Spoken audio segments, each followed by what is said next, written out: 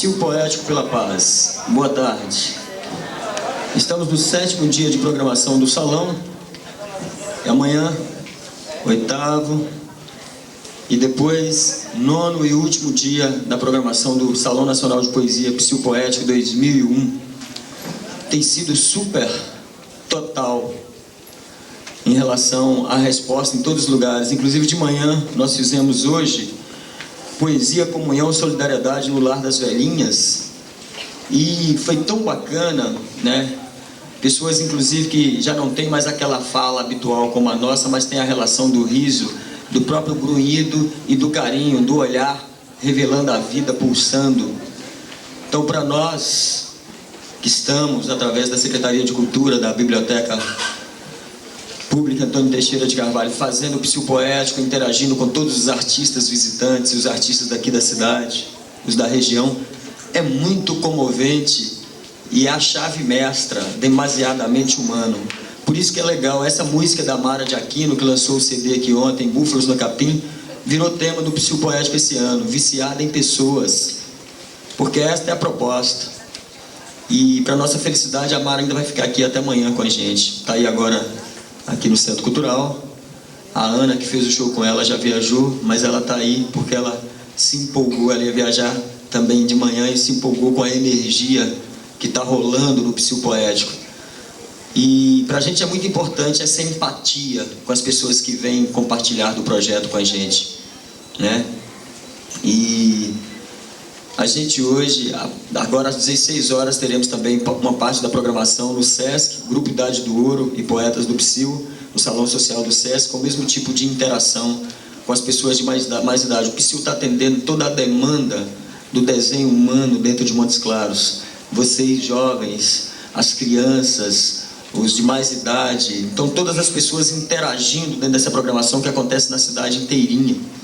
E hoje às 20h30 teremos um sarau organizado pela Sociedade Amigas da Cultura às 20h30, vocês também estão convidados, que é um sarau que retoma o século XVII, como um desenho do que acontecia no século XVII entre as famílias de poder, né, que se organizavam para tocar piano e falar poesia, e tomar vinho e outros bebericos mais, e biscoitos finos. Mas é uma interação bastante interessante, que são as diversas linguagens da raça humana dentro do Psil Poético. Então vocês estão convidados para prestigiarem também. E Psil Poético pela Paz está querendo realmente encarar a proposta do evento deste ano, que é a poética do olhar. Não tem receio de olhar para ninguém, para nenhum companheiro. Então, e a gente propõe que vocês também não tenham não, de olhar nos olhos, desarmadamente. Porque tem que ser assim. Enquanto os poderosos estão fazendo de outra forma, a gente tem que contrapor isso, com competência, com tranquilidade, com harmonia e com humanismo, principalmente. Então, para ilustrar aqui, eu vou chamar minha amiga Natália, que é uma revelação do Psil Poético, vem interagindo com a gente, lançou um livro ano passado, este ano fez uma performance com o seu irmão Túlio, inclusive o Thiago de Mello ficou emocionado com os dois aqui. Natália Andrade, por favor, princesa.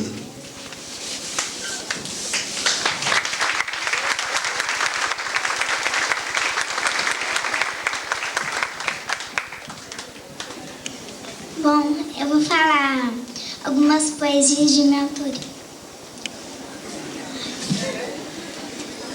O Menino Branco.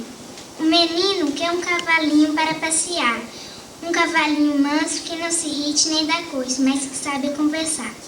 O menino quer um camelo que sabe dizer o nome dos estados, das montanhas, das flores, de tudo o que ele querer. Natal. O Natal é cheio de luzes diferentes, cheio de alegria, cheio de mini, cheio de presentes, cheio de conversas, cheio de brindes, cheio de pessoas da família. O Natal é um encontro muito importante que não se pode faltar. Companhia de amigos que vêm cheios de felicidade para dar.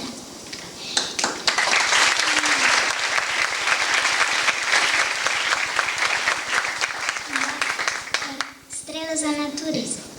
As estrelas me guiam, me iluminam e vivem dentro do meu coração e na palma da minha mão. A natureza brilha como as estrelas, oh que beleza, tem sempre o luar e a esperança de amar.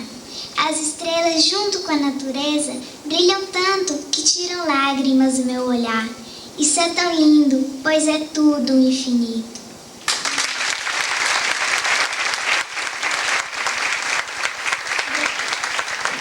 A gente agradece a Natália, essa beleza que ela é. Legal. Eu estava ensaiando falar um poema meu aqui, pensei que ia esquecer, mas vai dar. Que chama Luz Azul na Zona Celestial. Esse poema hoje eu falei lá no encontro, né, com as colegas do Lar das Velhinhas, e foi legal falar. É um poema que eu escrevi quando eu tinha 18 anos, já faz um bom tempo. E é legal porque de repente a gente resgata aquele sentimento do momento, né? E a gente está trazendo para agora um novo século, aquele sentimento. É interessante porque já é a questão da relação humana. Eu sou do Morro, eu nasci na cidade chamada Coração de Jesus, mas sou do Morro. O Morro é o bairro Morrinhos, e tem os outros morros de Montes Claros, como o Santos Reis, tem outro São João. E são bairros que, com o desenho elitista que a cidade tem, algumas pessoas criaram algum tipo de restrição. Inclusive tínhamos um jornal aqui, muito interessante em alguns aspectos, mas extremamente conservador dentro da história do desenho da cidade, que era o Jornal de Montes Claros. E esse jornal sempre arranjou problemas para colocar dentro da história geográfica do morro, né? Sempre as questões que surgiam na cidade, as questões pejorativas, eram em relação ao morro, que é o meu morro, que é o morro da Melina Chaves, que é o morro do Leonel Beirão de Jesus, que é o morro do Mestre Zanza, e que é o morro da alegria, da harmonia e da luta de vários operários. Então é muito bacana essa questão do morro. Como o morro nasceu Luiz Melodia, nasceu o próprio Cartola, né? O próprio Carlinhos Brau e diversos outros companheiros geniais da invenção.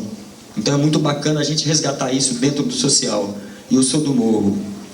E eu vou ler esse poema porque esse poema ele foi criado a partir de um cidadão que é um operário, ele é um carpinteiro, aliás, ele é um pedreiro, o João. E o João sempre bebeu muita dessa cachaça norte-mineira, essa referência da cachaça.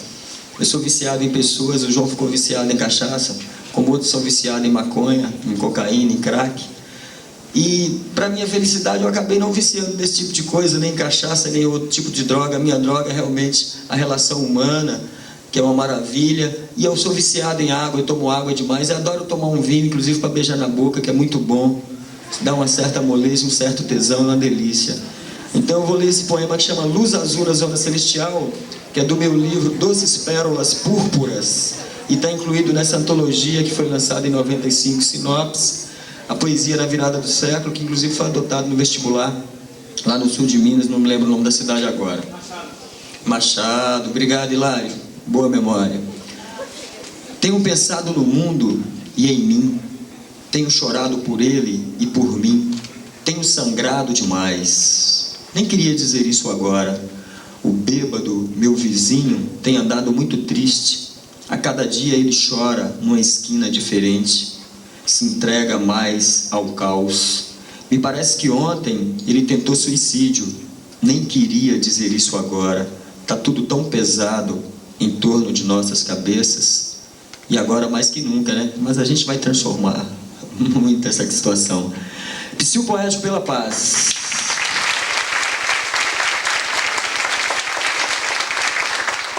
Nós vamos estar recebendo um companheiro aqui, que como vários outros, inclusive o homenageado Anelito de Oliveira, e entre outros colegas como a Mirna Mendes, o Ricardo Veloso, o Hilário Bispo da Fonseca, o Alexander Nassau, a Marli Frois, e entre outros como o Igor Xavier, a Frânio Botelho, fazem parte dessa geração que foi forjada a partir da relação com o Psil Poético. Já são 15 anos. Então são muitas coisas pipocando, pulsando, se desenhando. E esse menino, que é um professor na área de filosofia e na área de letras, e que é um grande pensador e um grande criador na área da poesia, lançou o seu livro Lápis Lapso, tem participado ativamente dos projetos, tanto do Palavras e Ideias, que a gente coordena pela biblioteca, quanto do Psil Poético. É uma pessoa que eu estimo imensamente, e é uma pessoa que a gente tem um diálogo existencial e humano e artístico de tamanho. E eu tenho um prazer enorme de chamá-lo aqui agora, Wagner Rocha.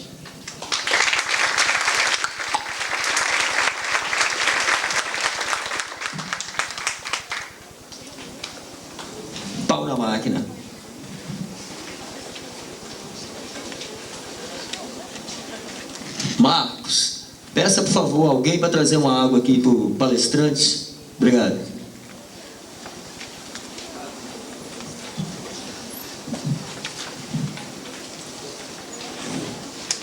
Pessoal, boa tarde. Primeiro quero dizer que é com muita alegria e com muito prazer que hoje eu estou aqui reunido com vocês para poder falar de um assunto muito importante, falar de uma questão existencial, que é falar de literatura, que na verdade tem muito a ver com a nossa vida, com a nossa realidade.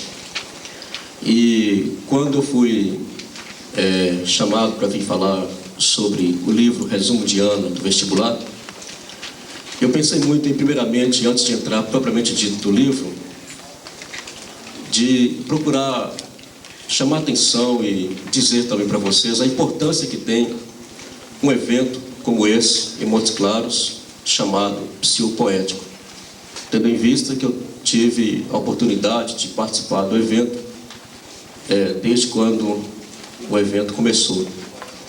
E pude, aqui mesmo neste auditório, neste palco, participar e também assistir vários debates importantes em torno da construção poética, em torno do diálogo literário, com pessoas que vieram de outros locais do país.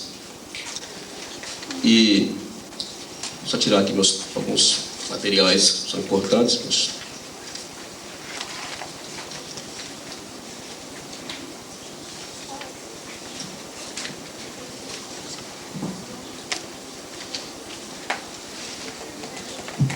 Eu gostaria, antes de começar a discutir o resumo de Ana, apenas ler um pequeno texto que nós escrevemos no Jornal de Notícias, no dia 21 de setembro, que procura dar um pouco,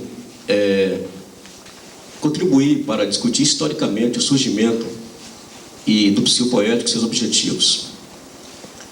O que podemos ver diante do psicopoético, que agora completa 15 anos de quietação, é o fato de que não se trata apenas de um movimento que promove uma resistência apenas poética, mas também política. Reivindicar o lugar do homem e do mundo, discutir seu espaço, tem sido sempre uma luta constante ao longo desse tempo de exposições de poemas, debates, lançamentos de livros e outras várias exibições artísticas que caracterizam o evento como algo que estabelece diálogos com todas as formas de arte. É poética e política essa resistência porque fazer poesia em meio aos tantos conflitos gerados pela desigualdade social significa ter a ousadia de promover rupturas do pensamento e nas ações humanas através da atuação de uma linguagem muitas vezes estranha, quase insuportável, dentro de um sistema programado, infelizmente, apenas para suportar o discurso dos poderosos.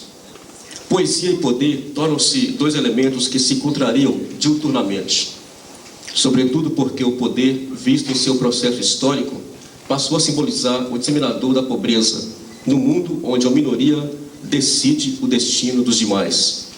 Com isso, é necessário ressaltar também que a realidade social, ao que nos parece, uma vez dissimulada pelos jogos de poder, ao invés de causar indignações e revoltas, acaba por obrigar muitos candidatos a poetas a abandonarem seus versos românticos ou revolucionários e se contentarem em ser apenas autênticos burocratas, professores universitários de cursinhos pré-vestibulares, trabalhadores braçais, funcionários públicos, militares, menos poetas. Além do mais, numa concepção mais ampla, o poeta não é somente aquele que faz poesia, que opera a linguagem e cria um discurso alternativo, mas que também toma consciência de sua cidadania, que se envolve na defesa dos oprimidos, que não tem receio de ser o bode expiatório da classe dominante.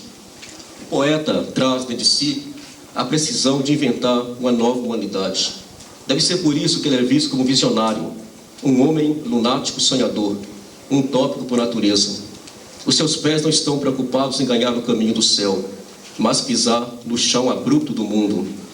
Talvez por ter surgido numa época marcada por uma discussão de ordem política constituída com mais propriedade, em que a esperança da democracia se expressava com maior vigor, a inspiração ideológica do final dos anos 80, o psicopoética teve em seus debates momentos de extrema singularidade, quando a maioria dos poetas participantes parecia ser mais indignada, mais conhecedora das razões do seu ofício.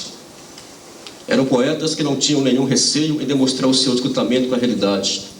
Claro que a atual situação de comunidade social não deve ser atribuída à questão do evento, uma vez que o Psil Poético, só pelo fato de ser um movimento aberto a novas discussões em qualquer tipo de linguagem poética, apresenta-se como um espaço de conversações, tanto do ponto de vista poético como político, como falamos antes.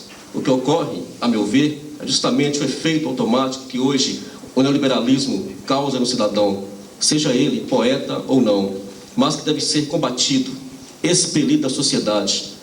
Há uma descrença geral, uma falta de esperança em dias melhores, uma comodidade que já não deposita suas perspectivas na poesia. Muitos poetas desistiram de acreditar no mundo e neles mesmos.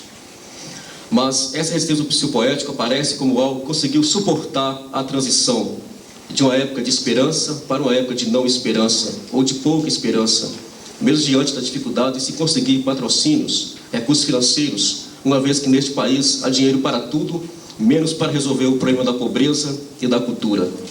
O movimento que tem à sua frente o ousado poeta Haroldo Pereira, apesar de vivenciar suas crises, sejam elas ideológicas ou materiais, jamais abriu as pernas para os poderosos, jamais admitiu silenciar-se, ceifar a sua voz. É um psil barulhento, feito de ruídos, sons ensurdecedores, sendo que a cada ano surgem novos poetas de todas as partes do Brasil.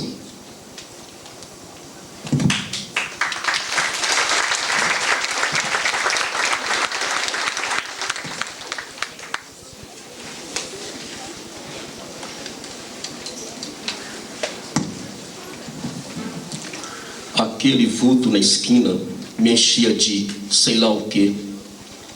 Você me apareceu de novo, como quem vinha de dentro, saindo sem as mesmas vestes. Era horrível não me encarar sem nenhuma expressão de piedade. Queria machucar meu paletó de frio. Aquela janela já não abria. Eu tinha posto as malas espalhadas pelo chão. Saí para o perigo. Mas lembrei daquele filme dramático em que a mocinha acabou morrendo na boca de um rinoceronte. A luz não tinha luz. Aquela febre não era minha, nem sua. Fiquei vendo o abismo. Algumas figuras me atormentavam. Você também despida de sorrisos. Aconteceu de me tornar perdido. Ninguém pôde entender o risco. Desejei não estar ali me esperando abrir a alma. Alguns ônibus passando. Não sei o que me custava aprender a vida naquele muro.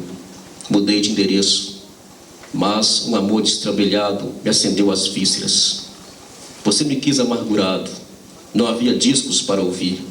Todos os livros eram velhos como a nossa história.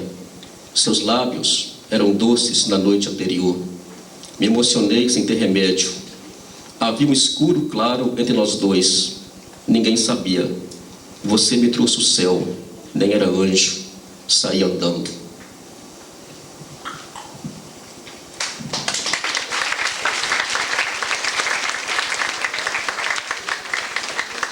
Bem, pessoal, aqui é só um pequeno exercício para começar o nosso bate-papo, que na verdade eu nem quero chamar de palestra, né? É mais um bate-papo entre nós para discutir um pouco alguns pontos importantes a serem observados a partir da obra de Modesto Carone, chamada Resumo de Ana. E antes de começar, eu gostaria de saber assim, tem alguém aqui que já leu esse livro, ou que está lendo o livro? Levanta a mão, por favor. Muito bem, a grande maioria. Bacana, então vocês também podem ajudar um pouco na discussão para fomentar mais a ideia sobre o livro. Bem, a primeira questão que nós podemos observar no resumo de Ana é exatamente o seu título, né? Eu queria chamar a atenção para o título.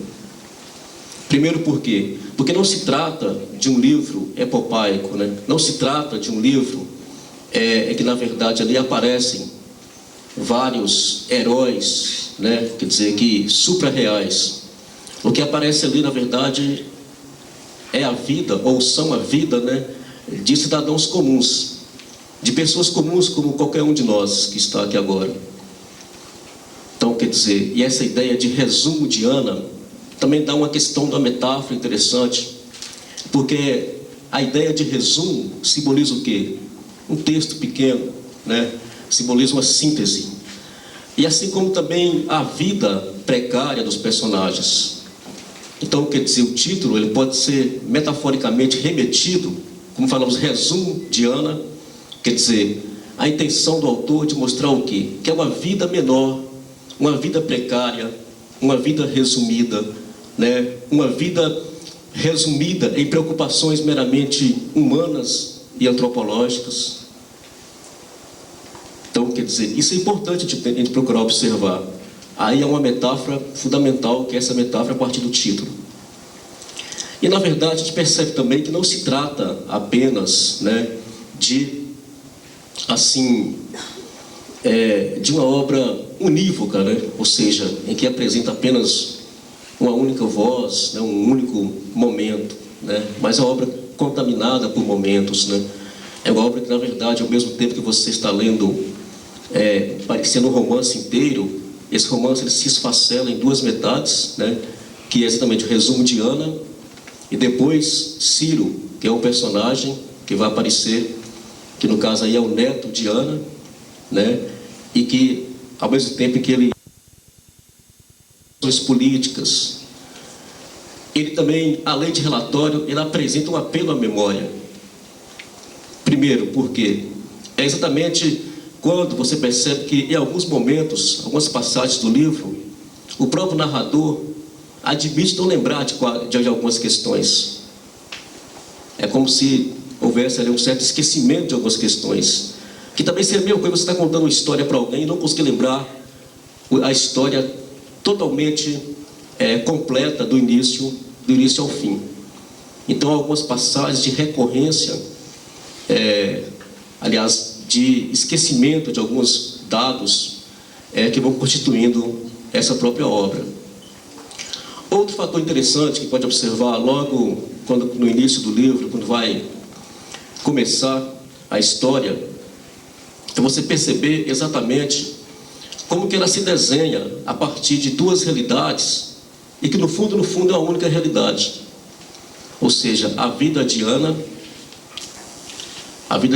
que na verdade ela se resume na vida de inúmeras mulheres no nosso Brasil, e também a vida de Ciro,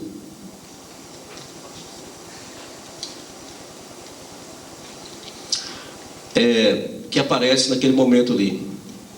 Então, ou seja, o que nós podemos perceber e observar é exatamente o momento em que o nascimento de Ana se dá no local, na comunidade rural, né? Quer dizer, o narrador do romance, que é neto de Ana, ele é sobrinho de Ciro. E a história de Ana Baldock, né? Que é nascida Godoy de Almeida, como diz lá. Ela é da família Godoy de Almeida, mas que depois ela muda o sobrenome em função do seu casamento com Balila Baldock. Então, e os Godoy de Almeida eram sitiantes em Itavuvu, que é o município de Sorocaba. É bom lembrar que, na verdade, o imaginário geográfico do livro se dá na cidade de São Paulo. E Ana, ela nasce exatamente em 1887, que é aquela fase da transição da monarquia para a república, que nós vamos procurar aqui entrarmos na questão histórica do romance e perceber exatamente os fatores políticos que contribuíram para poder avançar a história de Modesto Carone. Então, ou seja, e outra questão interessante é que na cidade de São Paulo, o advento da indústria, o advento da preocupação econômica da cidade, traz também algumas complicações. Quer dizer, primeiro, que é aquela necessidade que as pessoas tinham naquele período, né, ainda mais assim no início do século, que havia a questão da mudança, de você trocar, né, o trabalho agrário pelo trabalho industrial. Então, quer dizer, o advento da indústria ali, ele é muito forte. E Ana nasce exatamente o quê? No momento em que, na verdade, já está ali, é a questão primeira da região em que ela nasce, uma região rural, uma região que é um sítio da sua família, que na verdade essa família dela ainda cultivava uma cultura de subsistência. Então, ou seja, então você já percebe que se trata automaticamente de uma questão que eram proprietários de terra, depois eles começam a perder um pouco essa questão. E depois ela fica órfã de pai e mãe aos 5 anos de idade. Então daí nós podemos dizer o seguinte, que precariamente ela fica órfã, e daí então começa assim, né, na verdade a viver uma vida conturbada a partir daí, né, nas possíveis relações que ela vai começando a ter, né, quer dizer, de repente ela está lá com a família, depois a morte dos pais, né, faz com que os seus irmãos, João e Gabriel, a leve para morar com outra pessoa, no caso aí, e essa questão de morar com outra pessoa, que na verdade nem a tratava enquanto pessoa mesmo, enquanto alguém, mas começou a tratá-la enquanto uma empregada, né, que cuidava da casa, cuidava dos afazeres domésticos e etc. Então, quer dizer, você percebe aí já uma violência sobre a pessoa que precocemente ela é apresentada a partir do resumo de Ana. Então, ou seja, então aí você... É interessante porque em alguns momentos do livro, se vocês observarem essa questão, aparecem poucas recorrências ao estado psicológico, né, da personagem quanto a esse fato, mas aparecem. Talvez porque, na verdade, o narrador, ele está tendo aquela preocupação de narrar exatamente a partir de dados mais objetivos. Mas, em alguns momentos, você vê que isso aí é uma recorrência psicológica na pessoa, né? No caso aí, na própria Ana. E que, na verdade, quando eu falei aquela hora que trata-se de um relatório, né, e mesmo recorrendo à memória, essa memória, às vezes, ela é falha por parte do narrador, que, na verdade, ela ouviu a história da sua mãe Lazinha, que era filha da Ana, e que também era, portanto, mãe de Ciro, né, que aparece no segundo movimento da história. Então, quer dizer, quando fala assim que não se sabe ao certo de quem que seus pais morreram, né, de quem que os pais de Ana morreram, não se sabe ao certo. Então, quer dizer, no livro aparece, pode ter sido vítimas de alguma epidemia do campo, mas podem terem sido vítimas, né? Quer dizer, então isso aí também, o narrador não afirma isso aí, né? Então, quer dizer, aí aparece um apelo, uma recorrência, e essa questão do esquecimento, né? Às vezes, da questão da memória. Então, é um dado muito importante.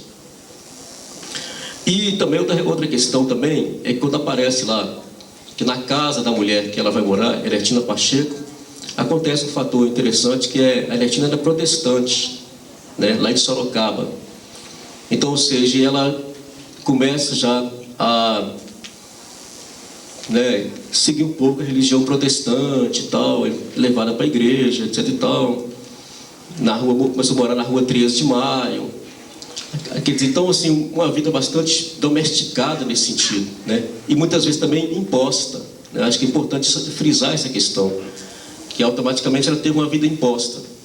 Tanto que, na verdade, o narrador ele deixa uma dúvida no livro, que é o seguinte: será se, na verdade, mais à frente, quando ela resolve se casar com Balila, né, se de fato ali havia um amor verdadeiro ou era um casamento por conveniência, mais à frente?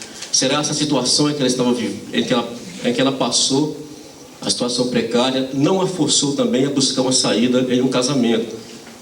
Então, quer dizer, o narrador trabalha com essa hipótese, embora também não deixando de acreditar na hipótese, né, de colocar a hipótese de que havia ali um certo sentimento pelo seu marido.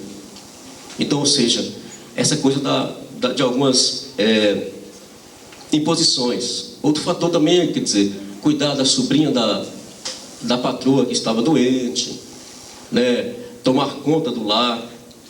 Então, quer dizer, essa questão toda. E além do mais ainda, outra questão é moer, né, café no pilão para vender para a família de Júlio Prestes, né? Então é bom lembrar que essa recorrência de Júlio Prestes aí que é uma coisa política do nosso país, que depois, mais tarde, nós falaremos um pouco sobre isso.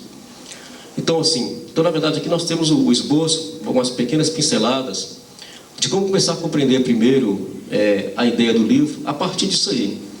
Então, ou seja, assim, nos primeiros momentos, o narrador, ele já deixa claro exatamente o seu objetivo.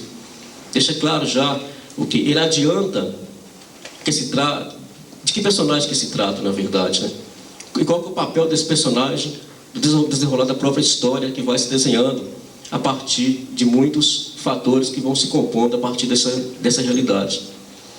Então, ou seja, e outra questão que é bastante significativa de lembrar é que a orfandade de Ana, ela não é só uma orfandade de pai e mãe, né? Então, quer dizer, ela passa a ser uma orfandade de referência para ela, a ter uma orfandade de bens, né? De propriedades, porque na verdade você percebe que mais à frente ela começa a ter vaidades como qualquer mulher da sua época, né? Começa a querer ir no teatro, começa a se arrumar, se pintar, começa a querer, né? A gostar de ópera, etc. Então, quer dizer, então ela tinha sonhos como qualquer mulher da sua época, né? Mesmo diante das condições precárias de vida que ela tinha. Então, ou seja, ao vender esse café também, né? Quer dizer, o dinheiro era todo para os rendimentos lá para o bolso da senhora Ernestina Pacheco. Então, quer dizer, aqui é só para poder colocar essa questão. E em contrapartida, o que ela tinha em troca disso aí tudo, desse trabalho todo? Ela tinha teto, ela tinha comida, né? Ela tinha roupa feita, instrução caseira, que na verdade a própria Ernestina alfabetizou Ana a partir, né, de uma técnica bem rudimentar, quer dizer, que ensinou as primeiras letras para ela e tudo. Então, o que ela tinha em troca era esse mundo minúsculo, essa coisa assim, né, quer dizer, pouco a oferecer para ela. Pode trazer.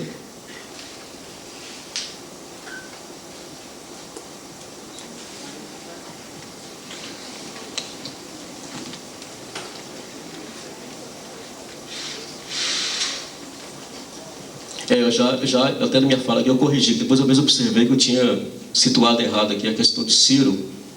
Então, na outra fala, posteriormente, eu corrigi isso aqui, então tá certinho. Porque aqui está chamando a atenção para Ciro, era filho de Ana, né? Chamando a atenção, então estou corrigindo isso aqui. Eu falei já sobre isso.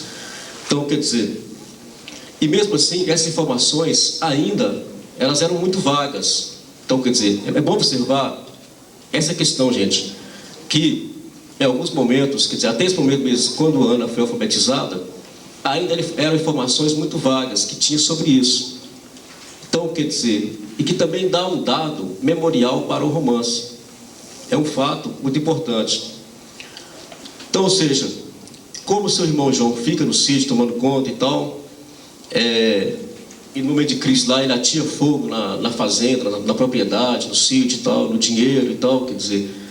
Então, a vida de Ana ficou totalmente pautada, né, à vida daquela senhora que estava tomando conta dela. Então, ou seja, outro fator importante, que nesse período da vida de Ana, ela não tinha nenhum contato com o mundo externo, né, nenhum contato com passeios, com lazer, que tudo era voltado apenas para a questão da casa, e ia uma vez ou outra aos cultos lá da igreja protestante que a sua patroa, a sua pessoa que criava ela, cultuava, né, essa religião. Então, ou seja, reparem bem também que pela aparência de Ana, que o narrador descreve, uma aparência muito significativa, né? Então, quer dizer, ela era esperta, recatada, de olhos vivos, cabelos pretos, né? Pele alva. Então, quer dizer, o que mais tarde isso aí vai compor também uma mulher bonita, né? Uma mulher atraente. E aqui eu situei aqui, eu resolvi escolher aqui um trecho que eu acho importante a gente chamar atenção quando eu falei daquela questão dos alguns efeitos psicológicos sobre a personagem, que na verdade ela apreciava a liturgia dos cultos como uma espécie de espetáculo. Isso aí também ajudou também ela a gostar mais de espetáculo posteriormente. Então aqui tem um trecho que fala, né? Ana andava atrás dos patrões que abriam o caminho, o que não a impedia de olhar para as moças que iam à missa e à reza com ar confiante de quem é protegido por pais de verdade e não se sujeita por força dessa necessidade às tarefas de casa. Aí também um efeito psicológico, de se comparar a pessoa dela com as pessoas que ela via na rua e que estavam acompanhados de pai e mãe. Mas, porém, também, quer dizer, não quer dizer que estudo fazia com que, de fato, ela seja uma adolescente totalmente amargurada, né? Então, vários relatos apontam o quê? Apontam também que ela tinha felicidades, tinha pequenas alegrias e tal, que só os episódios de melancolia só surgiram mais tarde, quando a vida dela começou a se degringolar para outros caminhos que nós podemos colocar aqui posteriormente. Só um minuto.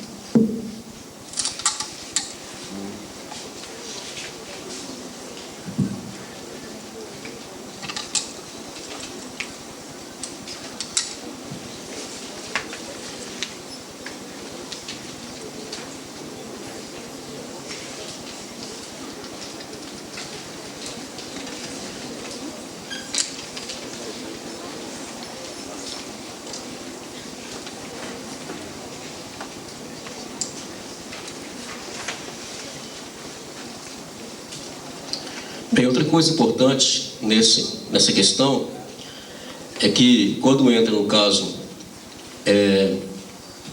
o narrador que apresenta esses fatos, na verdade, repare-se bem que é de histórias que ele ouviu, né?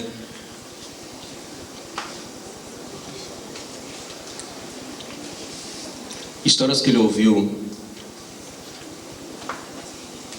E é bom separar o seguinte, que o narrador é um e Ciro é outro. Viu, gente? Porque, na verdade, o narrador, ele é sobrinho de Ciro, que, por sua vez, é filho de Ana, irmão de Lazinha, que é a mãe do narrador. Pois é. Entenderam?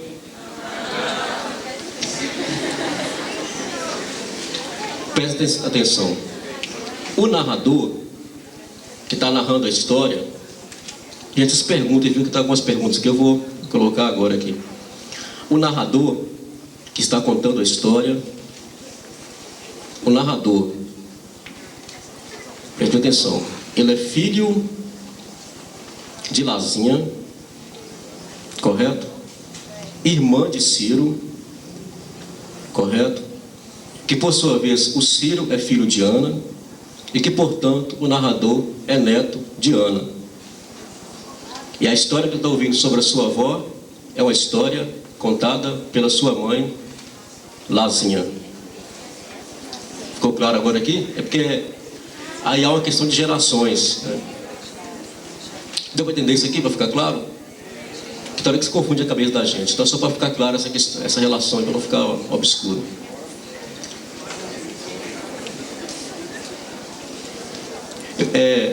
As pessoas que surgiram as perguntas aqui, eu posso responder mais no final, assim, quem perguntou aqui? Viu que eu vou tentar dar continuidade aqui.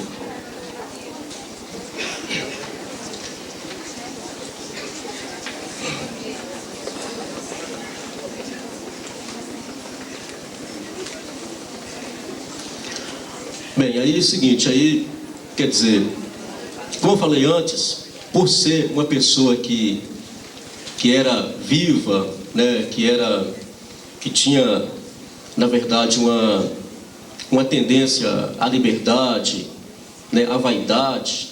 Então, quer dizer, aos 17 anos, Ana acaba indo, ela sai daquele universo de relações com a pessoa que a criou e acaba indo, né, trabalhar na casa de professor, né, na cidade de São Paulo. Né? Então, quer dizer, também é outro ambiente histórico aí, que nós estamos discutindo aqui, que é exatamente a questão do ambiente familiar na casa desse professor. Então, e que lá também, aos 17 anos, ao ir para a casa desse professor, ela deixa já um pretendente ao casamento, que no caso aí era, né, o Balila Baldock, né, que era, na verdade, era um entregador de pão da rua 13 de Maio, que era a rua em que ela morava, e que ele discutiu, a convidou para, quer dizer, pediu sua mão em casamento. Então ela vai embora com essa questão, né? Quer dizer, mesmo assim ela quer partir para tentar viver uma nova realidade.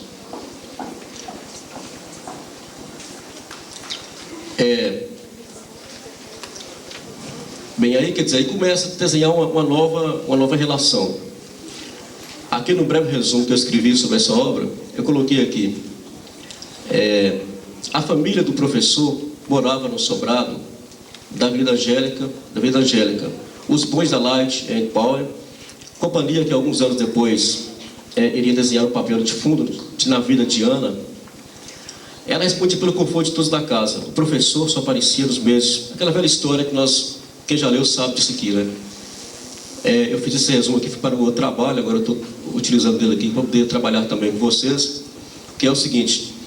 Então, quer dizer, que essa vida dela na casa desse professor, ela tinha uma liberdade maior, ela tinha uma vida que desenhava mais dentro de um princípio mais tranquilo e tal. Cuidou de um filho dele que tinha tuberculose, que depois esse filho ele vem a falecer e tudo.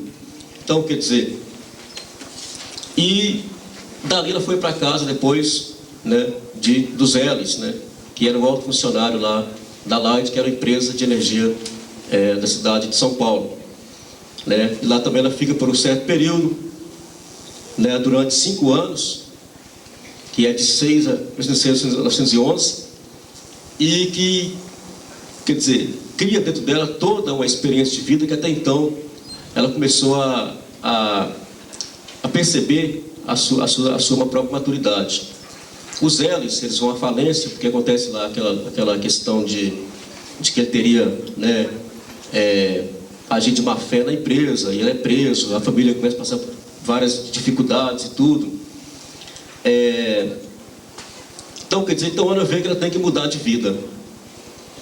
Então, quer dizer, aquela questão que as rupturas da nossa vida se fazem dentro de acontecimentos dramáticos mesmo, né? Então, quer dizer, que se é movido a ter que resolver isso. É importante lembrar que Modesto Carone, o autor dessa obra, ele, por ser um grande tradutor da obra do escritor de língua alemã, mas que não era alemão, chamado Franz Kafka, ele tinha, na verdade, o Franz Kafka trabalha muito a relação da crítica ao direito, a questões penais, trabalha muito a ideia de morte, a ideia da morte em seus romances, trabalha muito também no livro Metamorfose. Ele faz muito aquela questão que, na verdade, é um rapaz que se transforma em inseto. Então, assim, por estar transitando entre a questão das mutabilidades da vida, a dinâmica da vida, essa coisa com a existência, e que, na verdade, o que a antropologia discute muito, que é, na verdade, a origem e o destino do homem, né? Quando nasce o homem, quando o homem morre. Então, assim, aqui aparece, exatamente assim, na questão do cunho ideológico, em Modesto Carone, aparece essa realidade, quer dizer, que acaba sendo um confronto direto também com a obra de Kafka. Tem vista por quê? Porque, na verdade, o próprio Kafka, quando ele vai começar o romance mais famoso, que é O Processo, né, também é uma relação lá, quer dizer, ele situa lá também uma personagem chamada Ana, né, que abre o romance, O Processo. Então, quer dizer, aí poderia ser coincidência, eu não sei, né? Mas, assim, chamar a atenção para essa influência kafkiana na obra de Modesto Carone, que também ela aparece aí, à medida que as rupturas da vida vão acontecendo. Então, quer dizer, e as rupturas violentas fazem que vocês tomem decisões violentas, fazem que você tome posições também violentas diante das coisas, né? Quer dizer, mudanças radicais.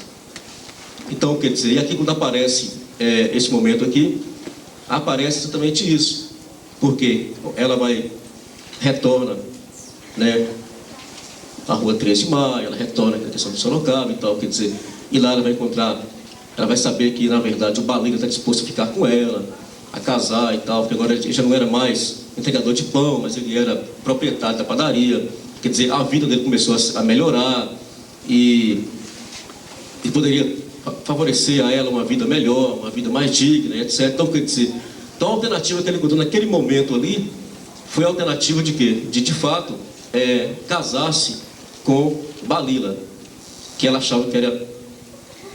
Esse som está meio... Podia controlar para nós.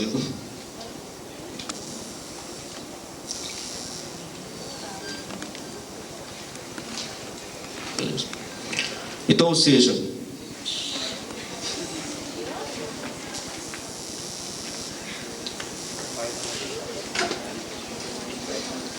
bem, então assim,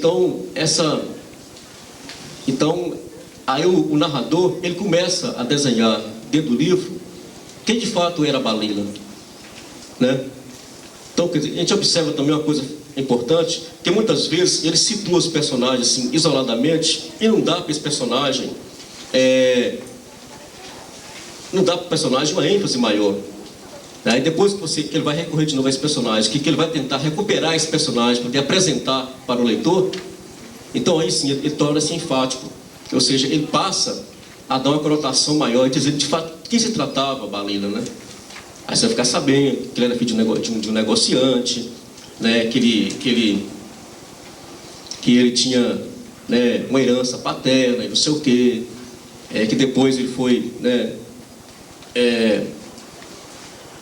virou dono de padaria. Então, quer dizer, então ele começa a desenhar, de fato, quem fora Balila. Porque naquele momento histórico do romance, é importante frisar agora quem é o personagem, porque agora ele vai começar a ter um papel fundamental na construção da vida de Ana. Então, ou seja, que é esse papel aí de exatamente, né, de stalker, de situar-se enquanto alguém disposto a casar com ela, a ficar com ela, etc. Aí podia perguntar assim, mas será assim naquela época não havia, né, mais pretendentes para Ana? Né, também é uma questão que o narrador coloca. Tendo em vista que ela era bela, que ela era bonita, então mesmo fala assim, apesar da sua beleza, ela não tinha outro pretendente naquele momento ali.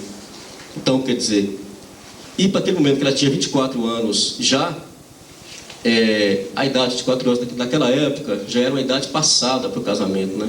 Então, assim, as mulheres aí já eram vistas como titias, né, digamos assim.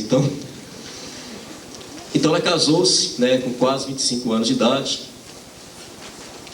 né? Apesar dela há um registro também que ela tenha, antes do casamento, tido uma leve paquera com o filho de um comerciante árabe e tal, etc e tal, mas foi uma coisa que logo ela não se interessou mais pelo rapaz e de fato casou-se com Balila. Nem pode colocar esse rapaz como pretendente ao casamento, mas um mero flerte que aconteceu entre eles. Então, quer dizer, o narrador volta a dizer, né? O casamento para ela foi um casamento de conveniência, tal, etc. Por isso havia alguma dúvida quanto à questão afetiva. Então, nesse período, ela ficou hospedada na casa de Ernestina Pacheco, né, até o dia do casamento. Então, quer dizer, aí aconteceu o casamento e tal, quer dizer, ela se casou, em função do noivado, a própria Ernestina passou a tratá-la com mais atenção, né, porque mais que considerava o Balila um cara responsável, que tinha compromisso, um bom partido, como dizia-se na época, né, e achava que era uma boa oportunidade. Daí, então, Ana se casou. Outra observação, nós falamos que trata-se também de momentos que aparecem como relatos, né? Então lá aparece um momento que o autor fala o seguinte: não há nenhum documento, né, nenhum registro, nenhuma notícia e nem fotos do seu casamento. Então, quer dizer, não há documentos e registros quanto ao seu casamento. O mais provável é que a confissão protestante de Ana não tenha sido empecilho para que ela se casasse na igreja Ela em Ponte, que era um bairro onde o noivo havia feito uma casa no andar de cima da padaria. Então, quer dizer, o ano era de 1912.